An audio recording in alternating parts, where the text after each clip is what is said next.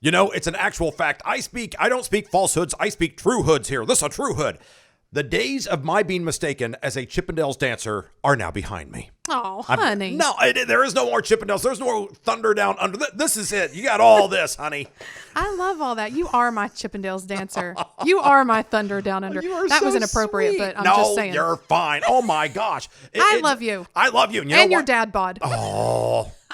I'm working up to a B cup. Look, you know what that means? It just means you're well fed. Yes. And we get to travel and eat really good stuff. It's because when you travel, look, we love to travel. When you travel, you love to eat. I don't go on a vacay and think I'm going to lose weight. Have you ever thought I'm going on vacation, I'm going to drop 5 pounds? No, in fact, I save up.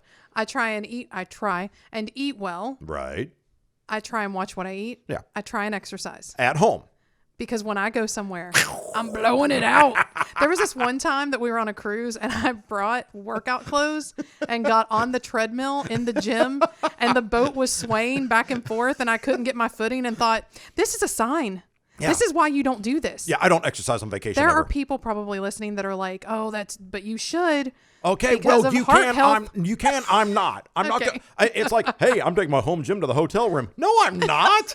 Marriott has a gym. I don't care. Where's the buffet? Going on this episode, I just have to say, yeah, body by Turkish food. I'm just saying, like, that's where we are with things. That's why we're doing part 3, not 1, not 2, but 3. Part 3 of the Turkey series. That's the final one. We went to Istanbul, Turkey. We've done 2 other episodes, but this episode, we got to talk about the food and the drink. Oh, it's so good. It was so amazing. So let's kick off Kebabalicious right now. That's Marie over there. That's Frank. And this is Voca Vacay right now. Prepare yourself for the bestest, amazingest, and overall super duperest travel program in the history of ever. Vacation like it's your job and live vicariously through yourself. It's time now for Voca Vacay. So, we are here to talk about the food, but I do have to mention, if you're watching our YouTube video, hello, you see that we are in new digs. New studio time. And if you're listening, it's new digs that look, it's very, this looks like the Taj Mahal of digs. Yeah. No, yeah. I'm just kidding. It's Taj-esque. It's a new upgrade on our studio. Yeah. And so we have a bigger table. Mm-hmm. We have some mood lighting. Yes. And so, check out our YouTube site if you haven't seen us yet. Hi. How you doing? We have ambiance. How you doing? How you doing? We have ambiance now, and it's gorgeous. And this might not be the last setup. No. We're trying some different things. This is version 2.0 of our ever-evolving beta series version. of studio. Yeah, we're working on it. We are, because we want this to be good for you guys, for all of our Voca Vacayers out there. Yeah, because most people listen to us as a podcast, but if you want to see the visuals as well, go to vocavacay.com. You can see what we're talking about. Yeah, for sure. Okay. And people who have been seeing what we're talking about, we're based in Tennessee. Yeah. In the US of A. Sure. However, other countries have now joined the Voca Vacay fold. Stop it. It is true. I didn't know they broke it down by country. They do. Big shout out to our new buddies in Belgium. What? And India. Stop. We're on a whole new subcontinent. We're big in Belgium. We're huge in India. Yeah. Oh, man. Man, that's really cool. So, well, as other countries start to populate, because we get the analytics on how these things work and who's listening to us. But once that happens, we'll give shout outs to all the countries as they come along. Hey, thanks, guys, for listening. We really do appreciate that. That's very cool of you guys. Thanks, Voca Vacayers. So thanks so much. That means they want to come along with us to Turkey. Yes. Let's go back to Turkey. Oh, take me back just for the food. The Turkish cuisine is stunning. It's amazing. And some of it you guys already know about. And you might say, I didn't know that was Turkish, or it came from there. Right. But it totally had its home there. So here's just a heads up. Today we're talking about a lot of meats. Yes. So my vegetarian friends out there, totally shout out to you. Totally got it. I love vegetables. I eat a lot of vegetables. Yeah. This trip was all about the meats. It is. It really is. And so if you're vegetarian, look, you're still going to learn some things on this because it is an interesting history. Yeah. It's a really good flavor. And that's part of travel. You get to experience what people eat in that culture based on things around their crops and what they have to offer and what they grow. And then, other things like how religion or culture ties into that. So, yeah. Yeah. So you have all these different varieties, and we're going to start with the humble kebab. I love a kebab. Kebab, actually, and it comes from the ancient Aramaic word. You guys studied Aramaic in high school. Yeah, right. It was Spanish, French, or Aramaic, and you signed up for Aramaic. I know you. So if you did that, you're like, hey, kebab. Kebab means basically it comes from the word kebab. It's char or burn. Okay. Which means basically you've cooked the meat. I love sort of grilled, charred, burned meat. That's a kebab. It comes ancient Aramaic, those party animals over there, and they said, hey, that's how we're going to cook the meat. I guess I am a carnivore at heart. Yeah. Which means you need the sis kebab. The sis What is kebab. that? The sis kebab is the dish in Turkey. And when I say street food, I'm not denigrating street food. No. Please don't get me wrong. We love it. Oh gosh, yes. Culturally, when you're walking around, that is where it's the most accessible food, especially if you're a tourist. You don't have to walk into a restaurant. It's like, hey, I'll grab that. And we've never had a problem with things not being, things are cooked, it's clean, it's fresh, it's fine. Yes, so absolutely. When we say street food, that is not an insult. It's actually a compliment from me. Yeah, sure. Because I love this stuff. Yeah. You get the sis kebab. The sis kebab is basically, it's a kebab of meat. Okay. So it's just like meat on a skewer. Yeah. That's like one of my favorite things in all time. Yeah. So of all time. So if you go to a place and it's like, we have a sis kebab, that just means you're getting the meat. You're not getting the accoutrement. Oh, sure. You know, unless you say, I want that. So you get a little basket of meat or a skewer of meat that they then slide in the basket, whatever. Yeah, sure. That's that. Okay. Now, what happens, and in the 18th or 19th century, they don't know exactly when, but it's around the turn of the century, a guy in Turkey, Turkish guy did this, Iskender Efendi. And by the way, can I say right now, if we mispronounce a word, it's not because we're mean, it's because I'm stupid. This podcast for me comes from a position of ignorance. Okay, look. Because I'm going to say things like, it's going to, I don't know, it's Effendi. I'm reading it as I'm going to read it. We've lived places longer term than just visiting. Oh, yeah. And it was hard to adapt to the language and the pronunciations even then. Yeah. So please forgive us. And, I'm sure someone will write in, make a comment and say, oh, it said like that. Okay, great. Like it's Iskender instead of Iskender. Just a heads up, throughout this whole episode, we'll probably botch a whole lot of what we're saying. saying. We're going to be trying. Go to vocavacay.com. We'll spell some things. And Yeah. Anyway. And you can look up at vocavacay.com, check our feedback and all that stuff. But it's like, we're trying. So Iskender Effendi is this guy's name. He's in the 18th or the 19th century. He lived around the turn of that century. Sure. So they don't know the exact month this guy came up with this idea. Okay. But he took the kebab, the rotating grilled meat. Yum. Okay. And he said, I'm going to put this in a little holder. He's genius. Yeah. And it's called a P-Day. P-Day. Oh, okay. P-I-D-E. Oh, yeah, because we thought it was pied. Yeah. And I was like, that can't be right. Pied, it's P-Day. P-Day. And that is basically like, I don't want to say like a round tortilla wrap, but it kind of is like a little round tortilla wrap. Yeah, sure. It's thicker. Yeah. And he said he was going to put it in that. And it's going to be, lamb or chicken is what he was working with. Some sort of like mayonnaise type dressing. Right.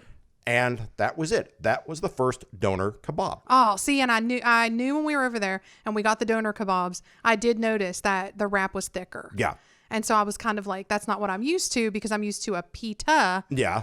And I usually eat a gyro. Yes. Or a gyro, as some people would say. Not a gyro. Don't call it a gyro. Oh my gosh, you're so American. I think I did when I was like, when you're young and you first learn of like food and you're like, that looks like it says gyro. Yeah, when you're at the food court in America, It's like, I would like to have a gyro. It's like, no, it's not it. No, it's something else entirely. Anyway, so we digress.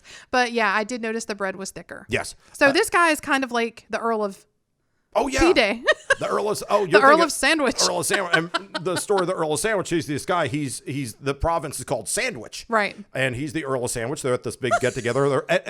Legend has it they're playing cards, they're playing poker, whist, whatever they did back in the olden times. His servant comes up, goes, "Hey Earl." Whatever his name is. Hey, Earl. He wasn't Earl of Sandwich. Hey, Earl of Sandwich, you want something to eat? And goes, yeah, give me some meat, but why don't you pop between two pieces of bread? That is so genius. That's how they invented the sandwich. This is why I'm fat. This is why I'm happy. This is awesome. So this guy, and doner, by the way, means rotating in Turkish. Okay, yeah, so okay. It's on a spit, it's rotating, it's a skewer. So yum. The doner kebab is rotating meat that's burned. Yeah. Well, and don't say burnt, I mean cooked. Right. Take it that way. Right. And he puts it in the pita. Uh-huh. And boom, ding, fries are done. You have a new sandwich. Okay, cool. From this guy. And it's lamb or chicken.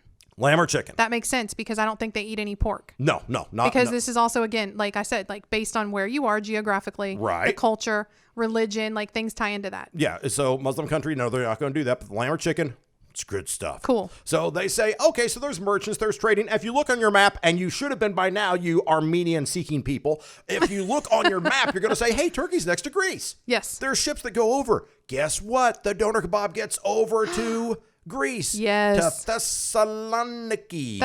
Or it's Thessaloniki. Again, not sure on the pronunciation, but I heard it two separate ways. It's at the north part of Greece in the Bend. Yes. That's under Bulgaria. And it's a gorgeous place to go. Yeah. And it's a gorgeous place to go have snacks, apparently, because they go over there with these doner kebabs, and the Greeks go, hey, we got the same idea, but instead of the pita, we're going to make something called a pita, which is a thinner wrap. See, that's the one I like. And we're going to put a different sauce on. It's not mayonnaise. It's more of a cucumber-based sauce. It's a yogurty, cucumbery, goodnessy based sauce. Tzatziki sauce. Tzatziki. Oh. Yum.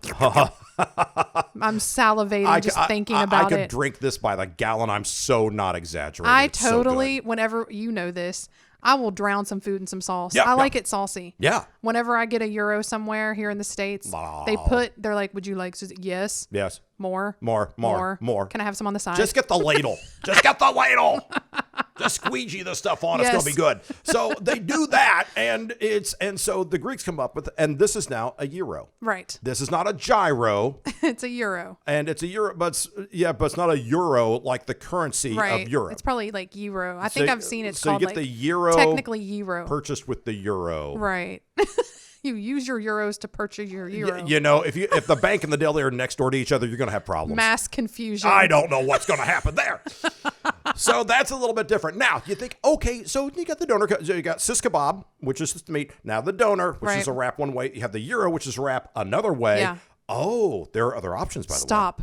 Shawarma. Oh, wait, I've had shawarma, so yeah. Shawarma. Okay. Now, shawarma, the big difference here is the spices. And I'll let you talk about the spices because you just made that happy sound. I just love shawarma. Mm-hmm. It is so delectable. Like, I like the other stuff. Yes. And I like the sauces. Yep. I like the wraps. Mm-hmm. But shawarma is like so much spicier. There's like, they put this chili paste on it that's also very popular, I think, in like Asian cuisine. Yes. I think it's like some ball or like something like that. And it's just this oily, pasty, red, peppery.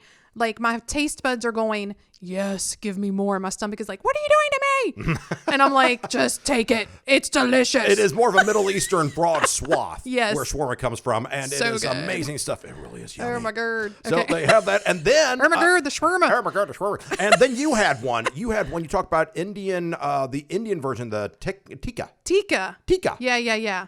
And that's just on a plate, like just the meat. And I think it had vegetables. Yeah. Yeah. And it's just really yummy. And remember, most of these are made with chicken or lamb. Right. Which is an amazing thing because when you think about all the animals you can eat over here, it's going to be chicken or the mighty cow and pigs. But take the pork out of the equation.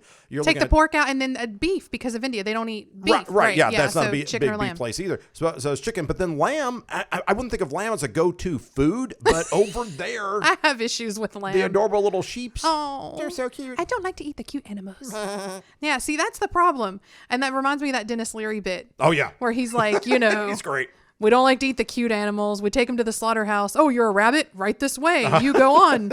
You're a cow. Get on the truck. Oh. And I'm like, cows are cute too. I don't know. I've struggled with this. I've struggled with not eating meat ethically. I love animals. But I have accepted that I'm part of the food chain. Right. And it's a discussion for a different day, but I try to eat more vegetables than anything on my plate. Mm-hmm. And I do kind of have problems with the cuter animals. So like when we traveled to Italy, they served a lot of mutton and abruzzo and it was a lot of lamb-based stuff. And I was just like, I do generally try and eat what is there and available and part of the culture and that's the at thing, the time. I'm not going to shut down a cultural experience because and again, if you're hardcore vegan or vegetarian or a pescatarian. I used to only eat fish and vegetables for 2 years. Yeah. And it was great. I mean, I felt great. But whatever you are, they have stuff for you. Yes. The vegetables over in Turkey are also very good. Lots of eggplant-based dishes. Right. Really good squashes. Really amazing tomatoes and really good root crops.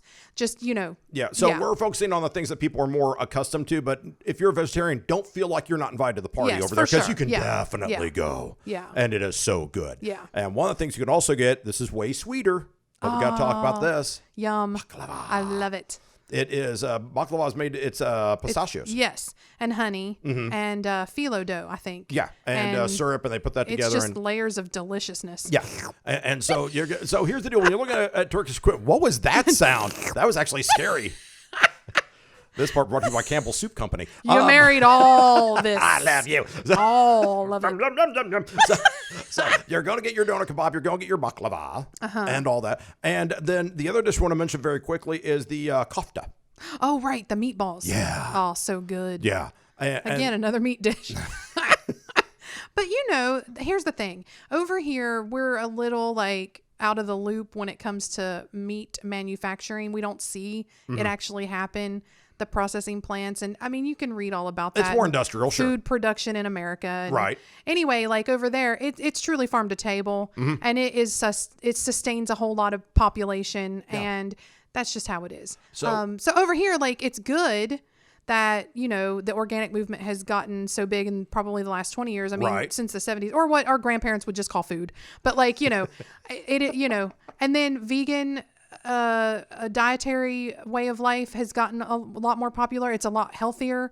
I just try and eat more vegetables than anything else. But yeah, over here, I know we're talking about sensitive subject maybe for some people, but we do eat meat, and it is, it's a big deal over there. Yeah, so yeah, it is more farm to table. So it is a lot probably better of a process than in the States. I don't know. Oh yeah. But when you go over there, I mean, it's fresh and it's really good. Yeah. And so the foods, you're going to see these things. There are a lot of other Turkish dishes out there. The Turkish dishes have lots of spices, and they're served with great beverages and all sorts of things. So you're going to be absolutely fine. Oh yeah. That's what I was going to say though, was about the shawarma. Yeah. So the meatballs are really good, but the shawarma and the spices.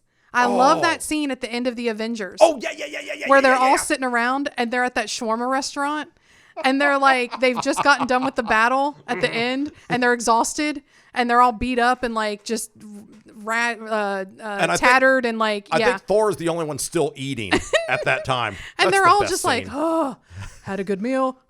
And like, and it's just really good shawarma. Like, that's how I feel at the end of a particularly bad day at work. I just want to come home, have some shawarma. Yeah. Get a good feed. So anyway, meat, spices, you're going to have a lot of that over there. Absolutely. Yeah. And there are a lot of good flavors. And again, we're encouraging you not to go to McDonald's over there. Don't go to McDonald's. Here's the thing. I mean, I have gone to fast food restaurants before in other countries. Yeah. And some of that is just like, if you're in Italy, it's like, hey, try this kind of burger and you haven't seen this before. Okay, that might be interesting. Right. But we really want people to step a little bit outside your comfort zone, because that's the essence of travel to begin with. It is. And let me just say this. Food is the heart of a place, of the culture. Yeah. Food is love. When you go somewhere and you try, someone makes you something from that place. Right. And you try that for the first time and you have that experience, you're sharing with them the love of their place, the love of their land, the love of their crops, the love of like what it is to be a part of their place. Right. That's the food is some of the most important parts of travel. And when we talk about this real quick, I'll give a shout out to somebody, West Virginia, where you're from. Yeah. There's West Virginia food that when you go home to West Virginia, I have to have it it every time. Yeah. And it doesn't matter. Like, I just want it. I cross the border and I want it. And start salivating, going, oh yeah, it tastes like home. I mean, I'm from Kansas City. We had the stockyards where beef. Yeah. So yeah, I know what the barbecue's going to taste like, because that's what I'm going to get there. Exactly. So yeah, there are regional things you're going to get that you're going to eat. Please try these things. Don't go over there. And I'm not saying don't settle for Papa John's in a bad way, but don't settle for a food that you can get 5 miles from your house that you just left. Right. Try something else. Yeah. You're going to love the baklava. You're going to love the So yeah, the baklava, like there's all like different desserts as well. What I'm going to do is I'm going to post the menus of the places that we ate. Wow. And because I took notes. Yeah. And then people can look and see what all of the different dishes were, and then see some more like desserts and stuff. But I'll put that on the website for us. Yeah, because there's lots of sweet shops there, and their stuff is really sweet. Lots of honey, lots of really good stuff. You're going to love this. Now, so that's the foods, right? Yes. What about le beverage? So I drink a lot, and that sounded bad, but no, I do. I drink up, or I wake up, I have all my coffee, all my stuff. I drink water through the day. I try and do tea. I try and do like whatever sort of like flavored water or bubbly water, or like, I like to stay hydrated. Sure. And then at night, yeah, I do have alcohol. So like, it is a range, but I'm not somebody that like on a typical day, even here, gets up and doesn't, you know how they're like, you're not drinking it, you're not hydrated enough. I'm like, no, I'm drinking all day. So I am hydrated. So when I go somewhere, I even feel less hydrated. Yeah. So I like to try not only all the food, but I like to try all the specialty drinks as well. Yes. I'm a sucker for like, here, try this different thing. I'm like, I'll do it. Yeah, let's see what that tastes like. But in Turkey, they had some really, really good stuff. Yeah. Yeah. So the Turkish coffee is probably the Turkish coffee is the best coffee I've ever had. There, I said it. I'm done. There you go. Oh my gosh. Fighting words. The Turkish coffee, I did a little bit of research on it for the show, but it's just served in a way, and it tastes so much more robust. It totally makes sense after looking all this stuff up. So it originated in Yemen. And then they brought it to Turkey.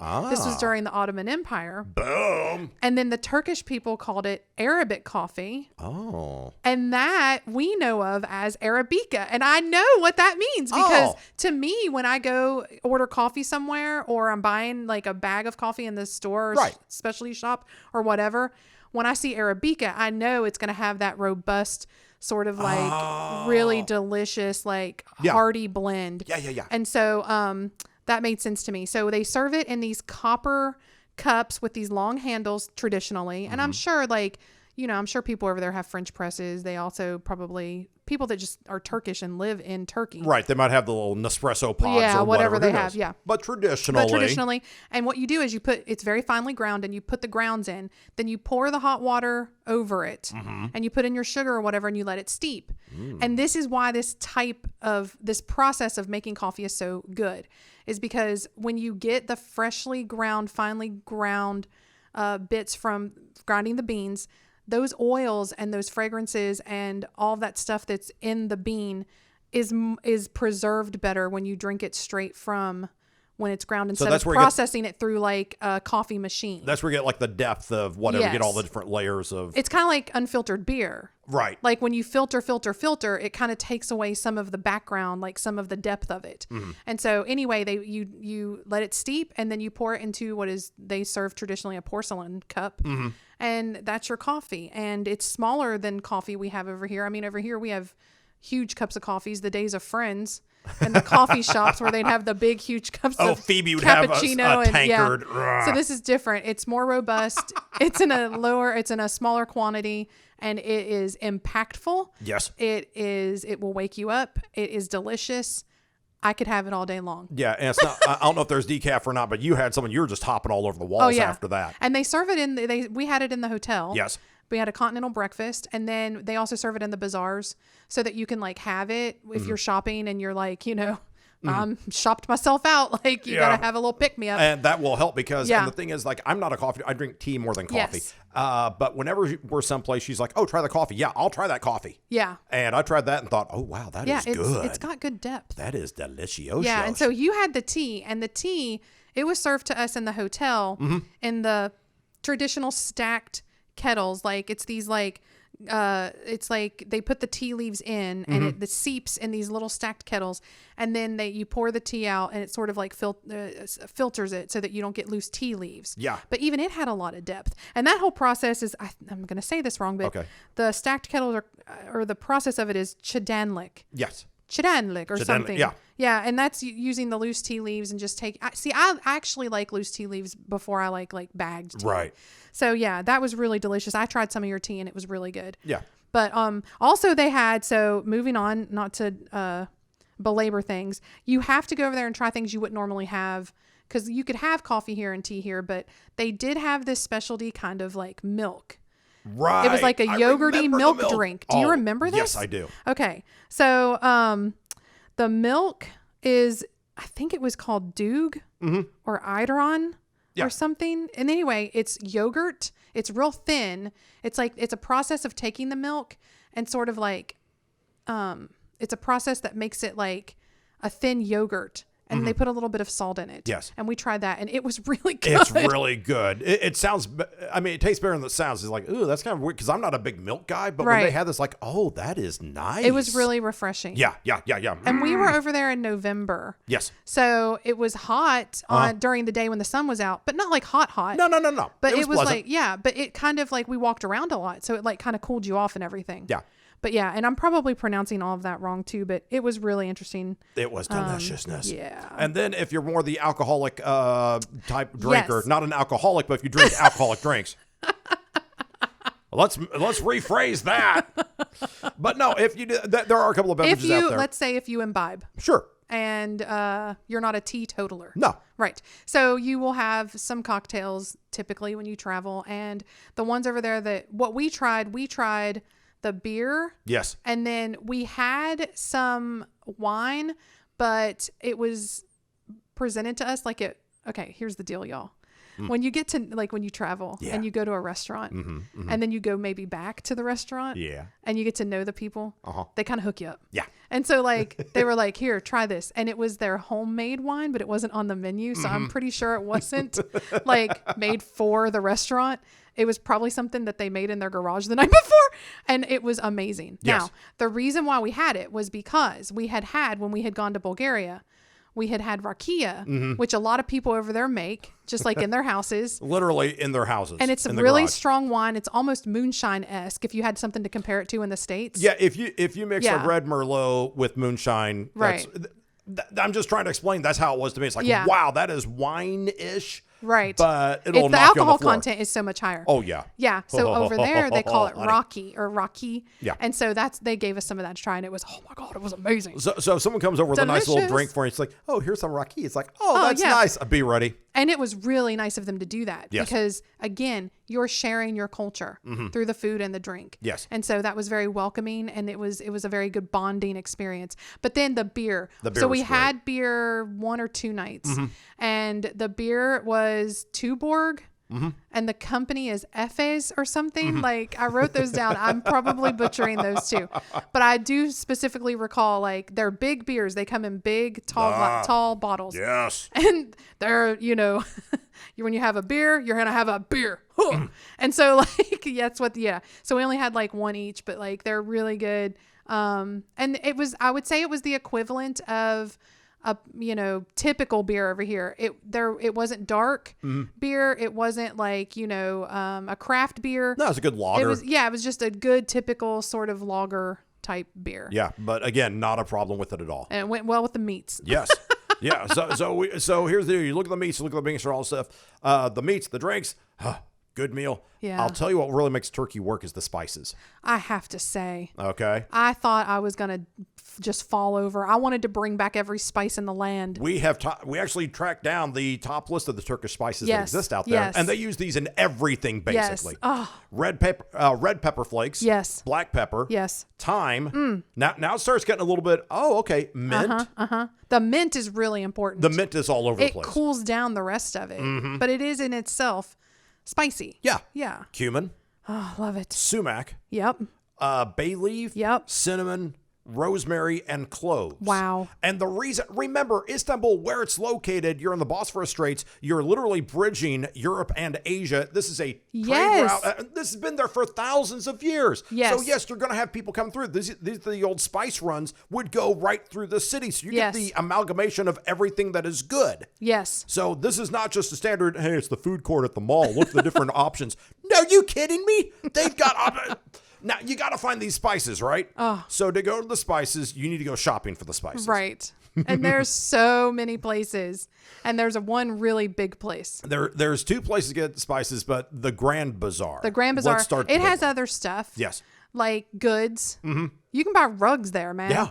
Like the really, rugs, paintings, authentic potteries, Turkish rugs. Yeah. All Oriental sorts of rugs. serving sets, all sorts of artwork, a lot of jewelry. But they are really also big on the spices. And that's where we got the baklava. Yes.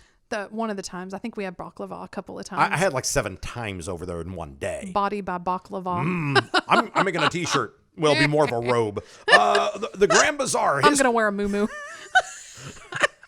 The Grand Bazaar has over, get this, 4,000 shops. Oh my gosh. If you thought your mall, I don't know what Mall of America has in Minnesota, but this thing is just wondrous. It's 4,000 shops. Most of them are food and spices. Yeah. It is literally the ultimate food court. Yes. It has everything. And all the spices we just mentioned, oh, honey, it is so good. I'm going to put a picture up. We took a picture of the entrance, the grand entryway. Yeah. And it's very beautiful, and it's a pretty good picture that represents it pretty well. We walked around in there for hours. Yes. Take a day. Yeah. Minimum take a day. And here's the deal. There's more than one entrance. Yeah. Because this spans blocks, plural. Yeah. This is in 2014. That I know it's been years, but that is the most recent number where the data came in from. Okay. It was the #1 visited tourist destination. It had 91 million visitors. Stop it. Take that, Disney.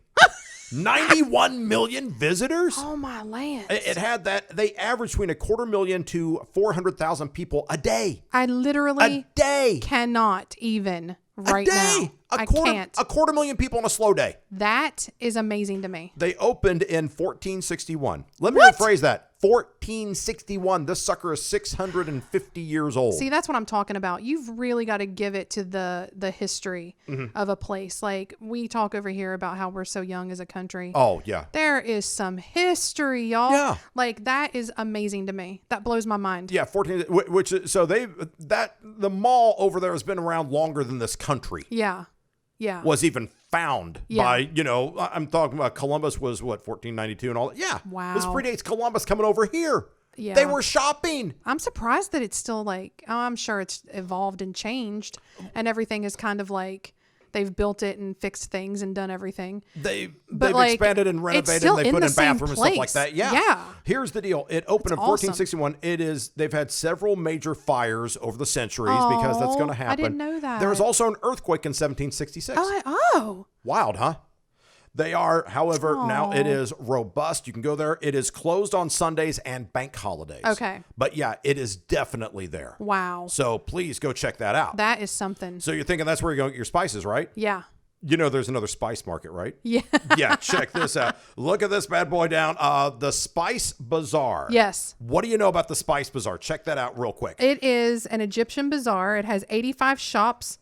Most of them dedicated to spices, but there are also some other souvenirs. Yes. So here's why I remember that is because when we went to that one, we actually saw a lot of the fish and a lot of the seafood fare. Yes. So we had all the meats when we first landed, but then we went there and we just saw like barrels and barrels and barrels of fresh fish. Yes. And I just wanted to just take it all. I mean, we were at a hotel, so we couldn't cook anything. Yeah. But this is why we have to go back. I want to get an Airbnb or whatever. And I just want to I want to go on cooking tours. Right. And I want to cook things in my house. I want to hire people to come over and just either through how Airbnb sets up, you can hire someone to come over and teach you how to cook. Yeah. I want to I want to work with all these spices and look at all of the different things that we didn't get to do. And then I want to do them. Yes. Because I like food, y'all. What you want from me? Yeah, what do you want? Come on. So here's the thing. You can do that. So spice you can find everywhere. One thing we do need to touch on, though, is the customs, because we were at a hotel. Yes. At the hotel, we had the continental breakfast. Come down, there's the food buffet. A lot of great foods. Yes. Holy moly, it was good. Lots of teas, lots of coffees. There was something interesting that we saw there. Yes. And it was another. I'm glad you're bringing this up. It was another set of diners, and they were local or regional, I guess. They were regional whatever. because they were traveling through. They're traveling through. It was a family. Yes, but they were Turkish. Husband, wife, couple of kids. Yep. The husband dressed basically like me, regular clothes. Kids look like regular kids. Yeah. It was the wife's garment. Yes. That I had never seen before in person in an eating situation. And this was where she was covered head to toe. Yes. With only her eyes visible. So it was but it was the head to toe. I think there's a different term for what the head to toe, all of that is. I'm sorry, I didn't look it up. Right. I think probably at the time I thought, I'm going to look that up and know more about that. Right. But anyway, yeah, it was really interesting. Only her eyes were visible. Yeah. And it's one of those things that when you see people walking around the different cultural garments or the religious garments, you go, oh, okay, that's what that looks like. Right, Because sure. you're in the mosque or whatever, but then actually see someone at a food buffet, basically. Right. And it's one of those where you see it, and I'm trying to be just culturally aware and not go, wow, look at that. Right, because that's your point. Yeah. Is that you might know of this stuff from seeing it on TV or in a magazine. Yeah. Or in a class you've taken and studied it. But when you see something for the first time in person with your own eyes, you're like, cool, I'm experiencing this. Yeah, it's like that's something. Yeah, she would. And you don't want to stare. No, you don't. But you want to know about it. She would lift her veil from the bottom and put food under her veil to her mouth. I never saw her mouth. I never saw her jaw. Yeah. It was just, she would put the food in and drop the veil back down. The only thing you ever saw were her eyes. Right. It was the darndest thing. And it's like, wow. Yeah. Okay. So that was a good experience because, you are visiting a place where the customs are what they are. And so, I think we talked about that a little bit in the first episode as well. Yeah. Yeah. And so I thought that was the best thing to experience. And the fact that it was happening with breakfast and with food made it even more interesting. And I mean, not only interesting, but I felt like I was bonding with the culture. Yeah. Because again, like I'm always talking about the food and bonding through food. Now I'm really seeing real people in a real place and their real culture while they're eating. Yeah. And I'm like, this is why I came here. This is, to me, it grounded me to a different way of life. Exactly. Yeah. And say, that is exactly that. That's what it is here. What they do. Yeah. That's fine. Yeah. So I'm glad you brought that up. Yeah, absolutely. So our listeners can know. Yeah. And don't stare and go, oh my gosh, and don't take pictures or anything, you weirdo. Just kind of go, yeah, these things are going to happen. And go, okay, that's part of the mosaic of what we're doing when we travel. And we were talking, like, you'll see that just around town. Some people only have their head, or some women only have their heads covered. Some women have half. I don't know what the words are. I'm so sorry. And some are head to toe. And some are head to toe. And I will say this, going back to the food, the street food. Tourists aren't the only ones that eat the street food. People just stop for snacks. Yeah. And so we probably just didn't see it when they were eating. Like on the street, because we were looking at other stuff. Oh, yeah. So I'm so glad we got to experience this at a sit-down meal. Yeah, and go, wow, that's actually... So that's one cultural thing. The other cultural thing, and we got to point this out, we talked about the Grand Bazaar, talked about shopping. Yeah. When you shop, they will offer you tea. Yes. And it's like, hey, come on in, sit down, relax, have some tea. Let me show you what we have in rugs or pottery or something like that. Yeah. This actually is a point of contention between people like us because there are some people, there are those, not naming names, there are those people who would just like to have the whole culture experience and haggle and talk. And me, I just want to shop, get it in, get out. It's a 5-minute experience. Should we talk about this right now? Yeah, we can do it. If you ever thought you weren't going to bicker on a vacay or just sort of argue or have a mild disagreement. Never happens. Oh, no. Let's go back to our friends on the show Friends, just Joey versus Monica, where they talk about how people might approach things differently. Okay, you ready for this? I am. It's time. It's Monica versus Joey. It's game on. It's time for Monica versus Joey. There are Joeys in this world and there are Monicas. I'm so glad I'm a Joey. I'm glad I'm a Monica. Here's the deal. If you're a Joey, look, I'm in a place, I'm going to grab the street food or whatever, like in Istanbul. And there were some street foods that we got that we didn't mention yet. Right. Because they were delicious. Right. And that's part of the experience. And then you have people like Monica who not only partake in the street food, but when we go to the Grand Bazaar, suddenly you're making friends for life. I want to try everything. I'm trying to do a shopping experience. Here's the exchange. You give me a good, I give you some money. I'm in, I'm out. Boom, ding, fries are done. No.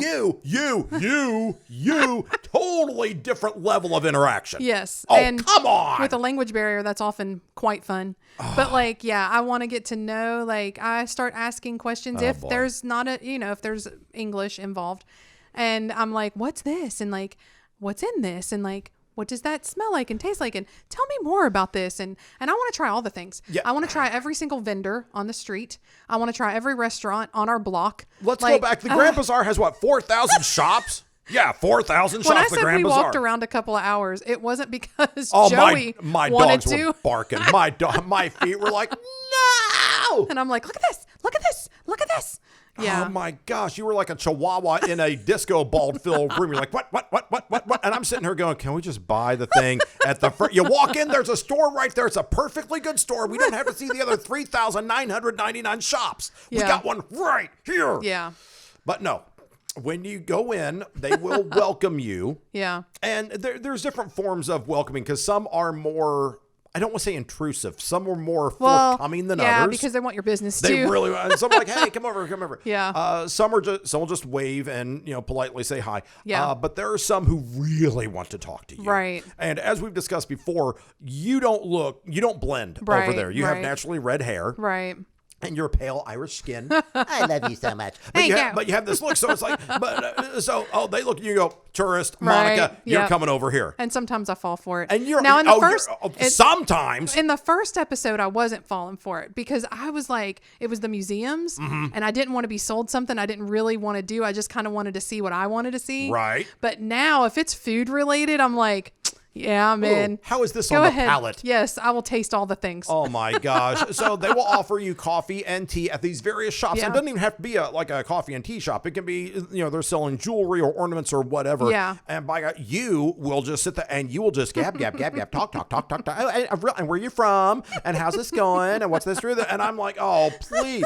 I'm silently dying inside. Every single time. That's why we can't go shopping in a mall in this country. you know, me and you together. I don't like going Christmas shopping. I don't like shopping for like clothes per se. Like some girls are like, I want a bunch of clothes. Mm-hmm. I actually really, when it comes down to the things I'm really into, like food or kitchen utensils or like things that I like, I can really get into some conversations and spend all day in a store. And yes. Yeah. So the Monica versus Joey argument is as follows. Joey's like, go in, there's a store. Once you see one brooch, you've seen all the brooches. Nope, must see more brooches. I don't need to. I know what a brooch looks like. It's right there. Give him. How much money is it? It's $10. Here's $10. Put it in the bag. I'm walking out. It's a 2-minute process. Why is this an all-day affair? But you, Monica, got into the history, got comparison shop, got to do a price considerations. Right. You're out of control. Right. You are out of control. Well, that's how we got to get some of the stuff we got, though, that we brought back. We brought back a few shot glasses, which is so typical tourist, but it's okay. Yeah. We thought we were going to start collecting.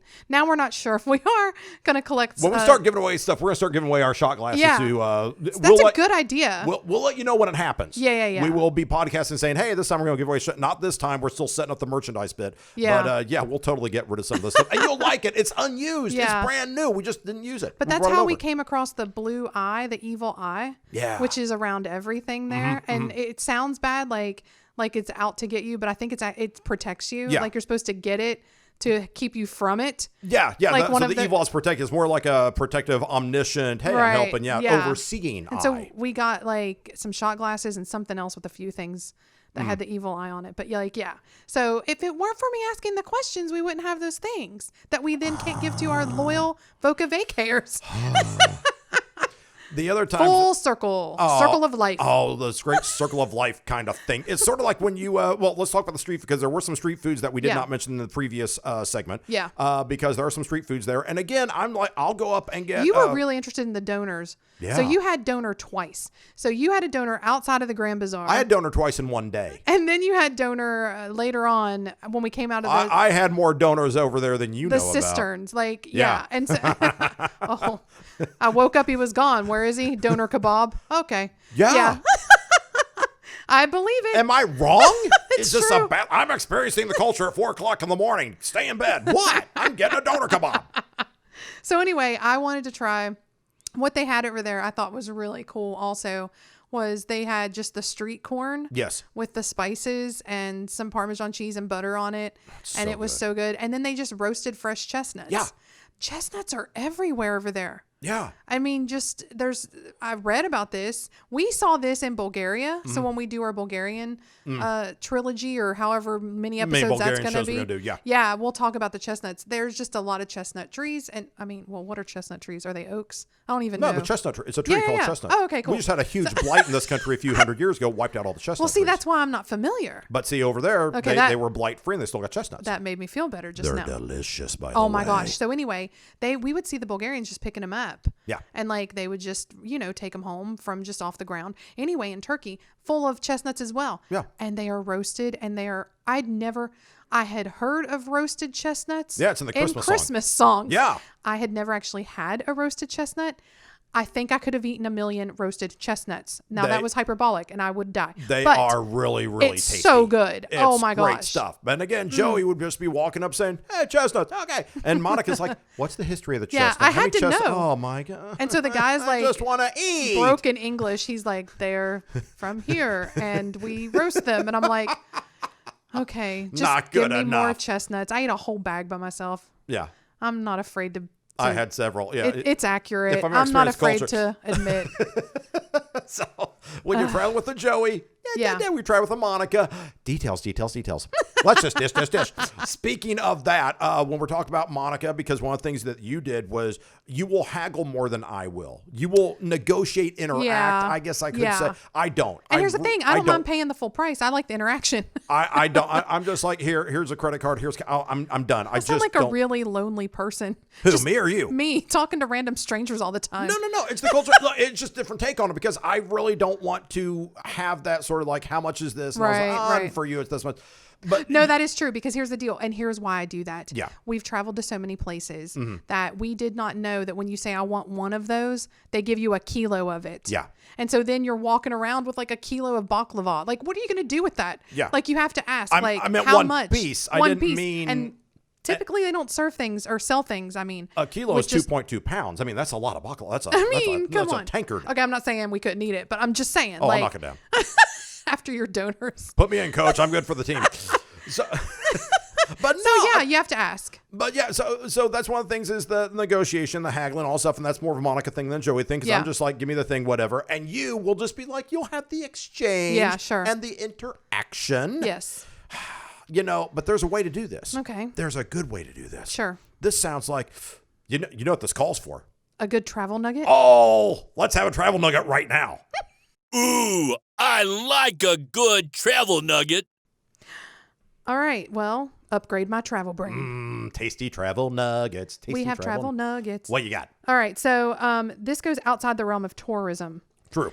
There are lots of travel websites that tell you how to haggle and wheel and deal. And now you looked this one up in particular and really liked it. Thank you. Yes, I did. Because if you go to Google and say travel, barter, travel, haggling, travel, whatever, everyone's going to tell you, well, here's what I did. I was once in Costa Rica and I had to get a hammock for my son, Sean, who didn't come with me. Oh, I don't need the life story. How do you do this? Instead, I was like, bam, go cut to the chase. Let's get into the story right now. Sure. Business Insider. I love it. Great magazine, by the way. So Business Insider, it's like, you know what? Haggling, I don't look at it as an interpersonal cultural relationship. I look at it as a business exchange. Yeah. Which is essentially what it is. I give you money, you give me whatever, and that's the nature of our relationship. Sure. Business Insider actually had an article. We will post the link to this specific article on our website. Yeah. Because this is something, we've tracked this down for you, and this is the best one. It's some secrets to effective haggling. I love it. Or negotiation. Because I often feel like, even though I like it, because I like to know what I'm getting, what I'm paying for, and how much of it I'm getting, and what the quality is, and all the things. Sometimes I belabor it. And also, I just tips for like how to be smarter about it. Yeah, and this is, by the way, this is just not in Turkey or, I mean, I've been in Las Vegas, and I was in a negotiating situation. We were in Phoenix, and we were at a flea market, and they're like, well, how much for this? I'm like, wait, what? Am I haggling now? This is weird. It's such an alien concept to me, so here's how you do it better. Yeah. Okay, Business Insider, I shall read forthwith. Research before you shop. Yes. Know what you want. Don't just, it's like, okay, let's use the brooch as the example. I want a brooch made out of ivory or whatever. Yeah. Okay, well, that's what I want. Sure. Or jade or something like that. Have a target price. Yeah. And say, my jade brooch is going to be $20 American. Right. Okay, that's fine. Do not insult the seller. No. And this is the one cardinal mistake that so many people make, where it's just like, oh, it's not worth, this is junk. This store is garbage and all that stuff. Guys, this is a friendly thing. They actually want to barter with you. They do. It's part of the gig. This is someone's life. Like, this is what they're selling oftentimes is their livelihood. Like, this is how they make their money. Yeah, so don't insult them and don't insult the shop and go, well, you're a jerk and you'll never sell anything, and stomp away. Guys, come on. I mean, be sensible. You don't want to give somebody something. Like, we've heard stories of, we'll polish your ring for you and they switch out the jewels kind of thing. Yeah. Don't do that. Right. But don't be crude and rude either. No. Like, be accepting. It's the experience. Yeah. Be willing to hear the word no, because they're going to say no to you. Yeah. You're going to say no to them. Look for damage. Yes. If you find I'm going to use jade brooch as the example. I don't know what jade brooch looks like, but that's good for me. Right. But if there's a scratch and go, I don't know about this scratch. It's right. You can always kind of make that sound. Don't be desperate. Right. Don't be desperate. This is not a high school date. Okay. Don't be desperate. just go, what? Please hang out with me. Oh, come on. I'll give you a kiss. Please go to the prom. I'll love you forever. No, you won't. You just want to smooch her on the face. Come on. Some people are high school sweethearts. I love you. Have cash in your pocket, but only have cash in your pocket at the end.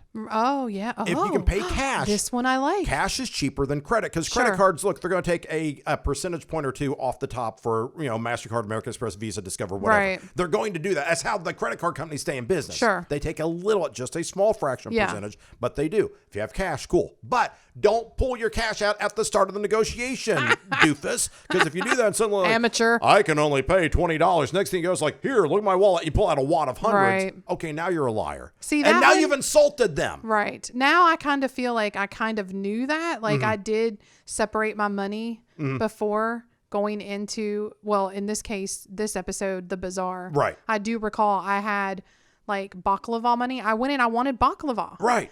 So I did have like smaller bills for that. And then I kept my larger bills somewhere else. Yes. Yeah. Yes. And that's exactly what you should do. You should always take credit cards anyway, but cash, if you're in a barter situation, sometimes cash is going to come in handy for you. Yeah. So keep that in mind and just have small bills in one pocket, big bills in the other pocket. That's a fine strategy too. And it's also like insulting to go somewhere to get a trinket that's like 20 whatever.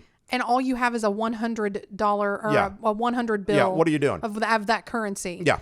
And like they might not have change for that. Yeah, well, that's the same thing buying street food. You don't want to say, how much is street food? It's 15 whatever. Okay, here's 100. Can you break it? I think it was lira. Was it lira over there? Yeah, Turkish lira. It's like 5 lira for chestnuts. Yeah.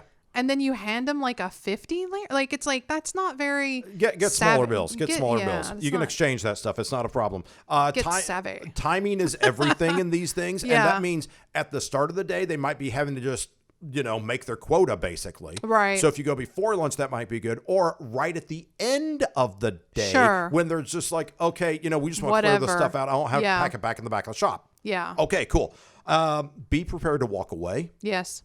If you're just not feeling it, and you go a lot by the emotive feels. I do the feels. If you don't feel, it's like, I'm just not going to do this. Yes. It's not for me. And most importantly, keep it light. Right. Because once you're done with the negotiation, guess what? They want to sit down and have tea with you. Right. You're now a friend. You're now with their entrepreneurial spirit. So don't insult them. Be nice. And you know what? They enjoy this. You should enjoy it too. I'll tell you the thing that's weird is that, and I talked about this in the first episode, I didn't like being hounded as much. Right. I felt like, especially as a woman, I don't like being like feeling like somebody's trying to talk me into something or lead me down a path I'm unsure of. Right. It makes me feel susceptible to something like that could be dangerous.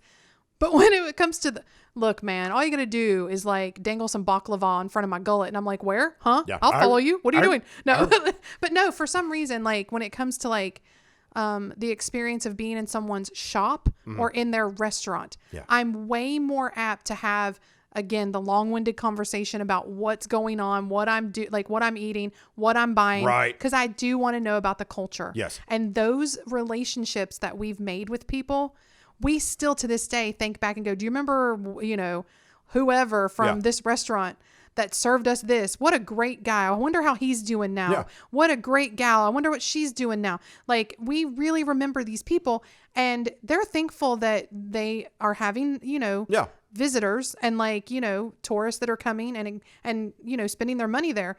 But also they want to brag about their culture. Yeah. They want to brag about what they have over in their country. And you're really fun. You really have a great experience with that. We have a cab driver in Bulgaria. Yeah. That we're still friends with and that we got to be such good friends with. He drove us around so much. Eventually he was like he was giving us the bottles of rakia. And we came back for a vacation, and we gave him like a bottle of Jack Daniels or something like this. Here's American booze. American stuff. You just develop friendships like that. Sure. And to this day, when we go back over there, that's who we're going to be using to like. I've got his business card on the desk right over here. He's going to help us get around and like but sure. So I like all of these tidbits and all of this advice because it's super important because these are people, man. Yeah. And we'll be on the website.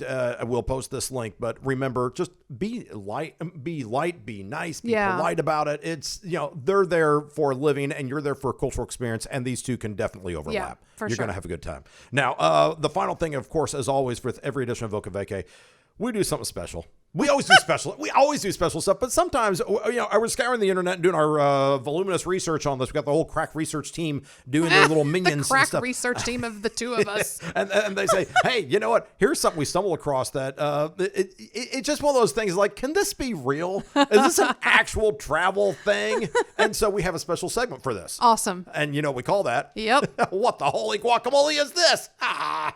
What the holy guacamole are you talking about? What the? Huh? What the? Huh? What the? Is this true? Is this right? What the holy guacamole? We will start with the name of this place. It's the Isle of Rum. R-U-M. Oh, man. The Isle of Rum. I'm already hooked. It does exist. Where do I sign up? I sound like a raging alcoholic when I talk about alcohol. The thing is that it doesn't actually take that much, and I just like to try a bunch of different ones. Yeah. And so when you say Isle of Rum, I'm like, how many are there? Yeah. Is there an Isle of Tequila? I'm like... I know what aisle you'd go to. The Isle of Bourbon. Bourbon. Every time. The Isle of Rum. Rum, I tells you. This sounds really interesting. And you can still do this, by the way. Go online, check this out, and we will post the link on vocavacay.com. The Isle of Rum is located 30 miles off the northwest coast of Scotland. Okay. Oh. So it is up there. Next to my peoples. Next to your peoples in Ireland. Yes. They are looking for people to to rent one of their 4 brand new eco homes. They're making 4 new eco homes. What? They are currently under construction. They Stop. should be finished this fall. This is fall 2020. That's nuts.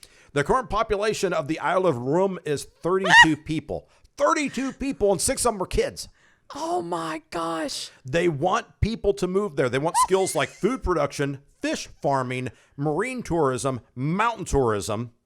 Basically, they want to give you a place to live so you'll live with them. Families are encouraged. They can repopulate the Isle of Rum and be little Rumites. Just so everyone knows, the next podcast, if we're broadcasting from the Isle of Rum, I'll never leave. You'll know where man. it all started. Oh my gosh, do they need podcasters?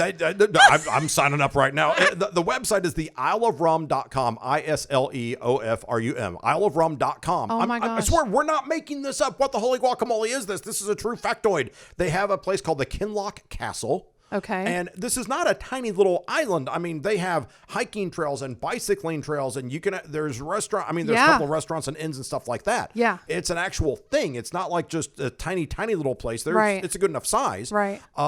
But there's only a couple dozen people on the entire island. I love this idea. They idea. want more people to move there. Please, they'll give you a place to live, but you got to bring something to the table, like something with either farming, and apparently stag hunting is big there. Oh. Yeah. Because they have a lot of deer? Yeah.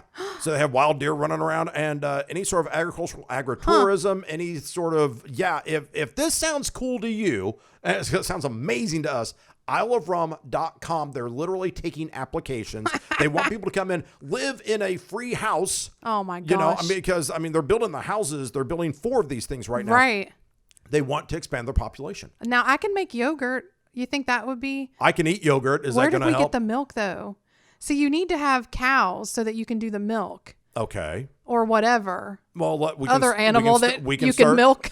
We can start a goat farm. You can milk goats. We right. can make goat yogurt, goat cheese, stuff like that. Right. I think we need to go. We know someone that does that, and we'll talk about that in some other episode. But here's the deal. Yeah. This sounds like a dream come true, except yes, I'd probably get there. Yeah. Like the first 6 months would be amazing and wonderful, and then I'd be losing my mind. Aw. No, it's because that whole thing, that honeymoon period where you're like, I'm going to go to the island with just 3 items and live the beach life, and it's going to be amazing. Yeah. And then like a week later, you're like, I'm done with all of this. Yeah. There's too much sand. It's too windy. You start finding everything wrong with it. Yes. And then you're like, I want to go home. If nothing else, COVID has taught us the following. I always see these little memes on Facebook. It's like a log cabin in the woods, like, you can live in this log cabin for a year, but you have no internet. When you leave after you'll get $1 million. Can you do it? Everyone's like, yes, I can totally do it. I don't need internet or TV. Then COVID They sound happens. just like that. COVID happens. People pull their minds out. There's nothing on Netflix anymore. There's 10,000 movies to watch. I hate everything. That's true. I'm going to tweet my displeasure. That's true. Really? Yeah. Really? No, look, it's the Isle of Rum, isleofrum.com. You know what? What? I'm going to post a poll to our Twitter feed that says, would you do this? Could you do this? Could you do this? And be serious about it, too, because this is an actual thing. If you would go to the Isle of Rum, and basically just live there and help them sustain their life. Because, and here's the amazing thing. If you look at the Isle of Rum, they have a great webpage. We'll put that up there for you. Yeah. But on the webpage, they also have video links. You can see what their parties look like because they have they have a dining hall or whatever on the island. It's like a community gathering place. And they have, people playing traditional Scottish instruments, and bagpipes and all this stuff. And they show people dancing. And well, you didn't tell me these were party people. I mentioned that some of the men are running around in kilts. I Scottish love a kilts. good kilt. There you go. So that is okay. I'm a lifer. You're coming around then. I'm going to do this. You're not walking away from the Isle of Rum. I tells you, no, you're not. Hey, should we walk away right now? Are we done with this episode? We should. I loved turkey so much, and I really want to go back. And I want to go back specifically to eat even more food, so that we can talk about even more food. So yeah, and we can wrap this one up. And we want to see Turkey beyond Istanbul also. Sure. Because it's gorgeous apparently. Yeah, Turkey. We saw the mountains around us, but we saw that the Bosphorus Straits, and there's a lot of culture, a lot of history there, and obviously it's a trading port that's been around for hundreds and hundreds of years, or thousands of years, honestly. Yeah. But you have these reference points, these cultural points. So yes, we need to go back, and if you haven't gone yet, you definitely need to go. So check out the website. We're gonna put up pictures. We have some videos. We're at Voca Vacay on Twitter. Voca Vacay on the Instagrams, YouTube, the Facebook page. As always, just make sure to visit us and click subscribe. Click subscribe and keep up with all the fun things we're doing. And remember, we have another show we're playing in another 2 weeks. So we come out these every 2 weeks. Yes, because we do this every fortnight. Every fortnight, and we'll see you in fortnight because every 2 weeks, that's about how long a vacation is, about 2 weeks. So we'll see you in a fortnight. Good enough? Live vicariously through yourself. Darn right. And vacation like it is your job. Darn right. We do all the time. That's Marie over there. That's Frank. Thanks, everybody. See you next time. Love you. Miss you. Mean it. Bye. Don't forget to click subscribe. As always, #Voca Vacay at Voca Vacay and visit vocavacay.com.